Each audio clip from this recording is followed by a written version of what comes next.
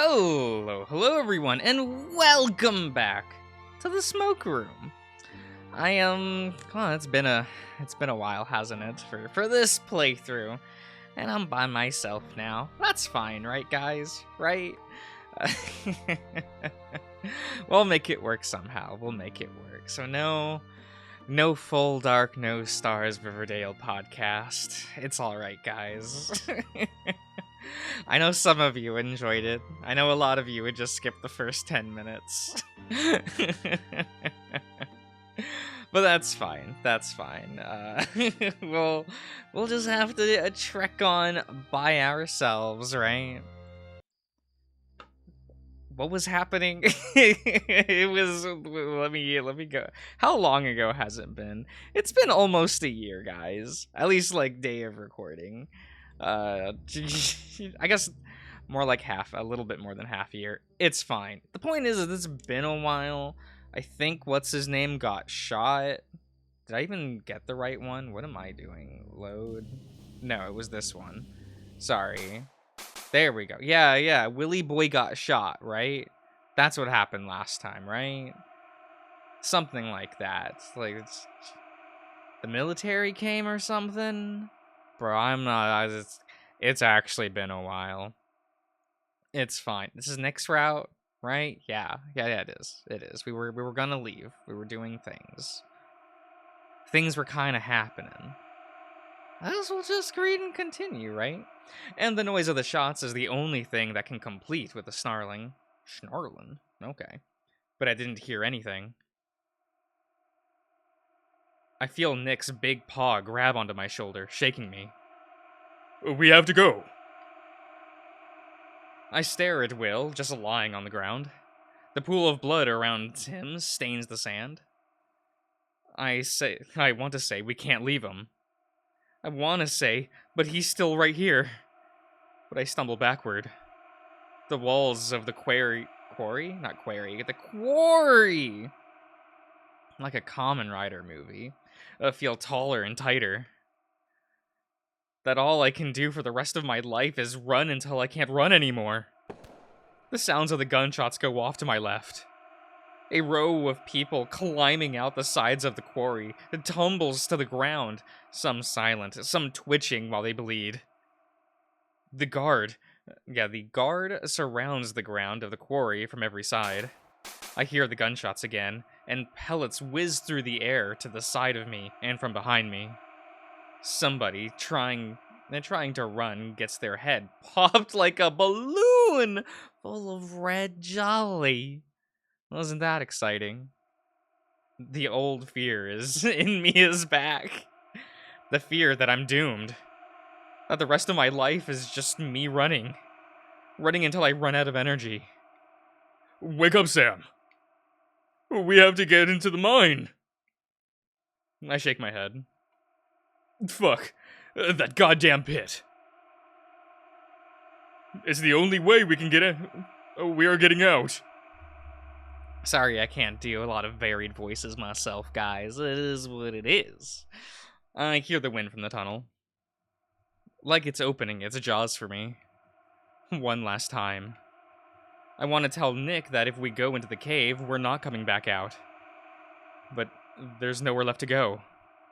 Shots fire again. This time from behind me, too. Another wave of men in front of me fall. Why, God? Why is there nowhere left to go? As much as I want to see, I don't check to see if any of the guards in front of me fall. I have to run as fast as I can, past the first turn of the rocks where the bullets can't hit me. We see a wall of crates stacked up where we haven't seen them before. I recognize the snout of a gun barrel poking through the holes. Oh God, we're already dead! Those are our side. Those are our side, Sam.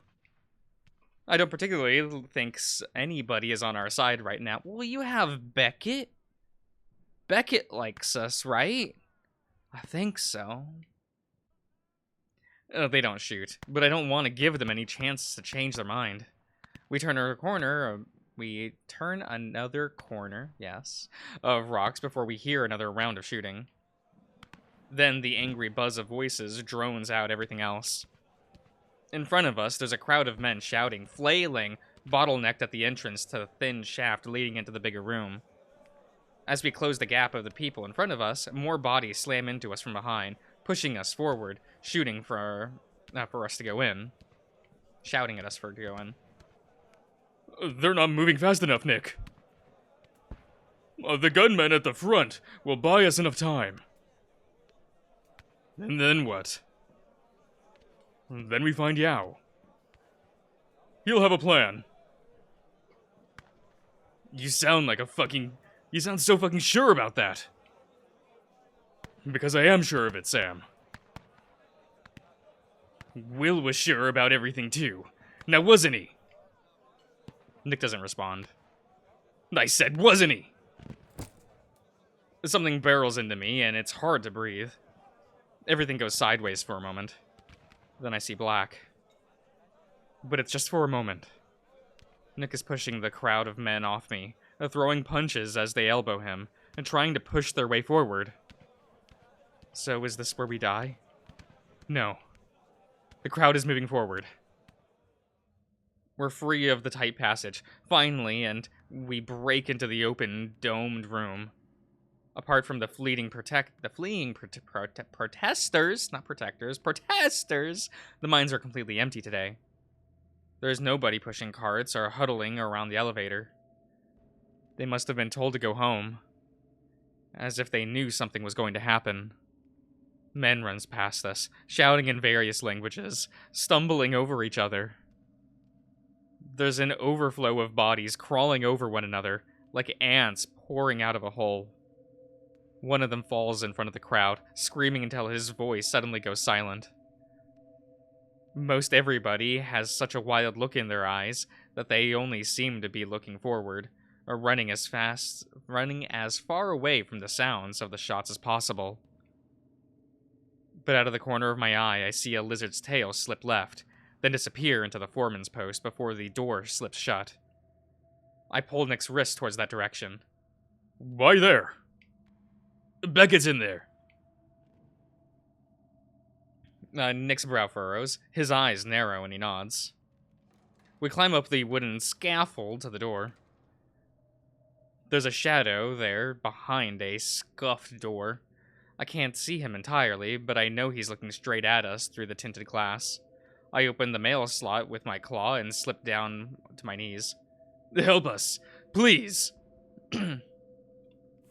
That's not the voice I used for Samuel before, is it? It's been like a year, guys. It's been like a year. Well, we'll have to remember and figure out what we're doing with voices again. Look, it'll be an adjustment period for us, okay? Okay. I hear a ruckus coming from inside the room. Drawers are opening, boxes are shuffled. They're killing everybody. I try to look through the slot to get a better look-see and what he's doing, and I'm met with a cold metal to my forehead. Okay. You don't back away from this door. You're joining them. He pauses for a moment. Shit. You're the two who were hovering around that damn tiger. Nick raises his voice to yell. Why are you talking about a tiger? Well, he's part of the reason the guard is here, ain't he? He was stashing dangerous weapons inside the mine. We both, the both of us tense up. You caught him doing this? Not me specifically, but the leadership was notified. Pretty recently, in fact. Everybody knows about it now. And how could they have known? He was so careful. That must have been... that has to be a mistake. No mistake. Ben was able to show us the evidence after being confronted. Nick's ears play back. Confronted? An anonymous tip tried to accuse him of something similar. He has a good nose for rooting out the truth of things. Though he's missing now. Probably dead. God rest his soul. Even after he's gone, the men's causing us grief. God, Ain't nothing got to do with them, I reckon. He nudges me for the gun. With the gun, sorry. Whatever his crimes, it wasn't stashing weapons. Can't say the same about your friend. I've got to ask him more. There's a chance he might tell us more. Or at least let us hide. I have to say something. Anything. Please. If we can just hide. You think they won't look here? He turns his head and sees Nick. Oh, hell no. They especially looking for you, not him. We hear the gun load. Oh. I'm sorry, but I can't help you. Ain't gonna hurt you either, unless you make me. 'Cause if I do, it'll be your own damn fault. Have the count of 10 or I'll shoot. It's not our fault. 1. Nick ain't Nick ain't having anything to do with whatever started the gunfire. 2. Please. 3. Nikolai picks me up. He grunts, lifting me with his arms while I struggle, squirming my way out of his grasp. I don't hear Beckett's voice anymore. We're off of the scaffold, and Nikolai is breathing heavily. I twist my arms out of the lock he has me in, and try to go back to the cabin. Cabin? Yeah, cabin. Why did I say that way? Oh, that was weird. But he grabs me again. Let me just try and reason with him one more time. You did try. There is no more time. Bitterly, I turn away from the shack, walking in stride with Nick as he takes me deeper into the twists and turns of the dark tunnels. I want to argue, but the gunshots get louder. I think I can hear them tearing the boxes stationed near the front and to shreds as wet groans cry into the air. We don't talk for a while after that. Nikolai picks up his pace, and so do I to keep up with his stride. The longer we walk, the closer the gunshots sound. They wouldn't fire in this far inside of the cave, would they? Nick doesn't look at me. He's walking at a pace where he's panting for breath now. Don't know. They could cause a cave-in. They do not care, Sam. But that would trap them too, wouldn't it? Something tells me Briggs wouldn't know if that happened to him. Happened to them either. Who's there? Oh, is it? We stop in our tracks. A man's voice calls out. Identify yourself, now! I'm trying to figure out where the voice is coming from. Behind us, there's just a long curve of a tunnel. In front of us, there's a junction of the tunnel going 4 ways. I open my mouth to answer, but we're just lost, but Nikolai holds his paw over my mouth. He points his claws at the silhouette of a gun tip dangling in front of the passage, obscuring the rest of its owner. I know which direction you spoke from. My heart starts banging in my chest. They caught us. We're caught. You should come out. There's 4 of us here. Oh? I turn at Nick, asking with my expression if we should answer, but he shakes his head. Shooting me won't save you. Drop your weapons and face us. We don't move. We don't breathe. We don't say a goddamn thing. That's the only course of action to take if you wish to leave these mines alive, civilian. I don't believe them. Nick doesn't believe them either. It sounds like there's only one of you. Nikolai crouches and places his paw on a rock. I've never seen him sit so still. Sounds like you want to make a wager. I'll take it. Several officers turn into the tunnel. Then I hear a series of shots. We guessed wrong. I begin to wonder when I'll feel the bullets tear holes through my body. Whether it will hurt or sting or catch me in a spot where I feel nothing at all. But the pain doesn't come. I can still hear Nikolai breathing. 2 bodies are lying on the floor. Just 2. The sharp smell of iron and smoke mixed with the rancid smell of guns, making my eyes water. They were bluffing. Oh, who? I know that voice. Nikolai starts laughing. Then so do I. Hearing Paul's? Oh my god, our favorite Sonic character. Paul's voice tends to mean that sort of fight is about to break out. For the first time, I'm grateful for somebody who isn't afraid to get their hands dirty. William is dead. You're still trapped in the mines. I can't think about that now. If I think about it, I'll give up. Giving up means death. I have to keep going. Y'all alright? As much as we can be, but... yeah. Nick is panting harder now, his breath sounding more like grunts with each passing breath. We need to go. I don't know if Ya will wait for us if we're not at the rendezvous soon. I hear Philippe's voice, too. Finding them makes me feel safer. The more of us who find one another, the better our chances. This is true, though. I tell myself that this has to be the truth. Because a gun runs out of bullets when there are too many bodies. Ya wouldn't abandon us after all this. Let's move! I tried to ignore the voice I just heard. The voice had stopped. But this one doesn't sound as much like me. Yeah, that one was a different font, wasn't it? How this sounded was hard to describe. Like the sound you'd think a pumpkin would make after it rotted in the sun. A withered, sickly sound. I tell myself that I know everything down here is dangerous, but that doesn't necessarily mean it can kill. So I decide to ignore it. Just for now. We walk along passageway after passageway, feeling the walls.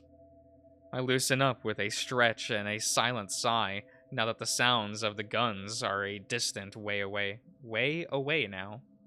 Okay.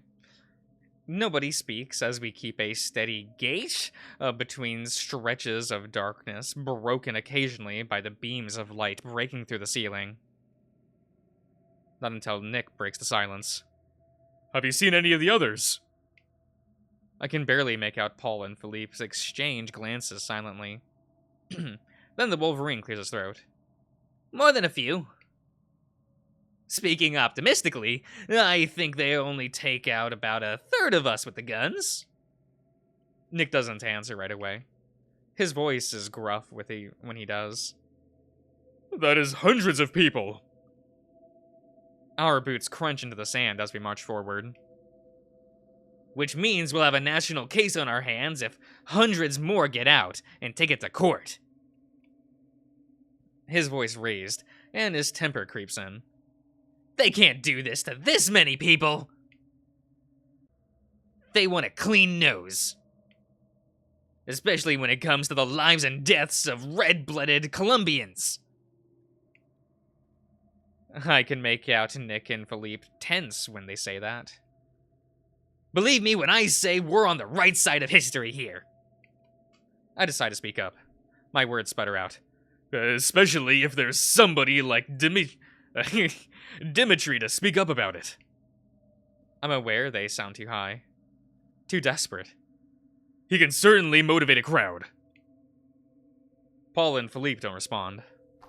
The sounds of our boots crunching fill the silence again. Did he make it? When Nick is blunt, he's hard to ignore. He said his leg was slowing us down. So he volunteered to shoot at the door. We haven't seen him yet. I like that Paul says yet, because he's not saying what all of us dread. He speaks like we are going to see him again. But the despair washes in me, and just as fresh. I want to ask, why didn't you stop him, or why didn't you carry him with you? He would make for an excellent shield. But he answered before I ask. He punched me so hard in the face that I bled. At this point, I can't tell if I'm crying or not. Lately, I've cried so much that I can't help but be numb to it. I'm grateful that I ain't feeling anything yet. Because if I feel anything at all, it would be too much. And then I would have to stop. And none of us can afford to stop. Nick and I know that there is something wrong within these mines.